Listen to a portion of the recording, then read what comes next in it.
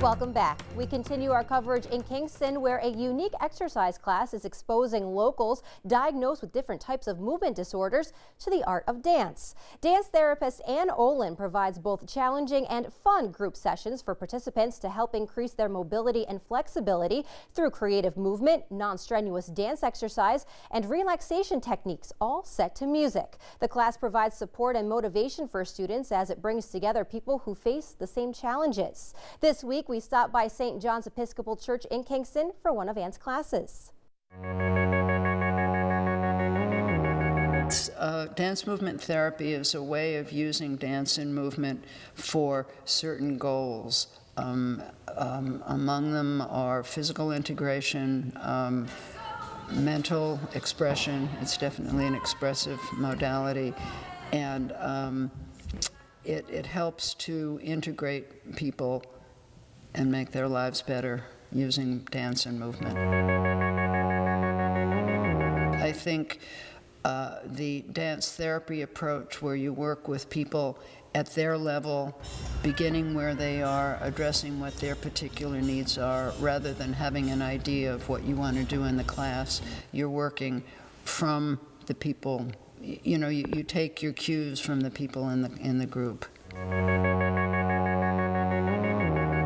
I focus on increasing range of movement with Parkinson's, on relaxation and fluidity, because there's an awful lot of tension and tight muscles from the disease. So that's one of the things I always address.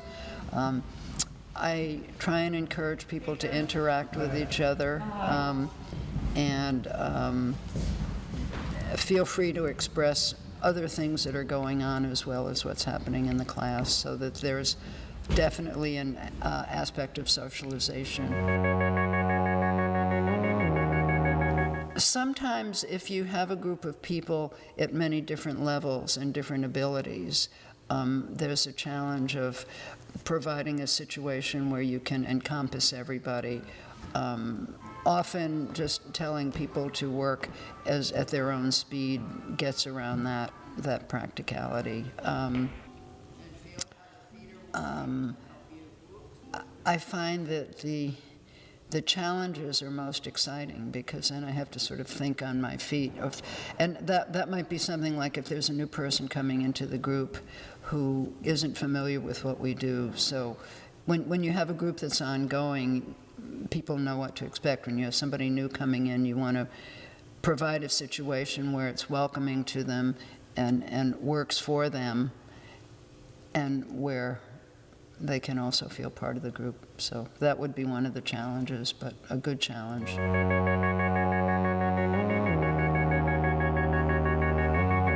Well, when I see people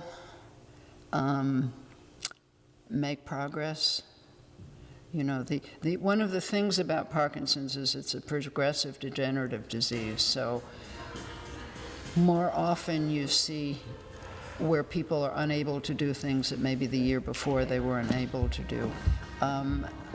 But often, particularly early on in the disease, people will find that they can do things that they had either figured they would never be able to do again. One of the other things I find is often when people get warmed up and begin to move, they'll be able to recapture ways that they moved earlier. And an example of that is someone came to my class for quite a while who had done a lot of dancing in her youth. And she would come in and she'd be stiff and complaining and cranky, and she'd get warmed up and we'd get moving and off she'd go. And she used to do either square dancing or clog dancing or both. And she would do things that you would not believe she would be doing, you know. So that's pretty nice to see.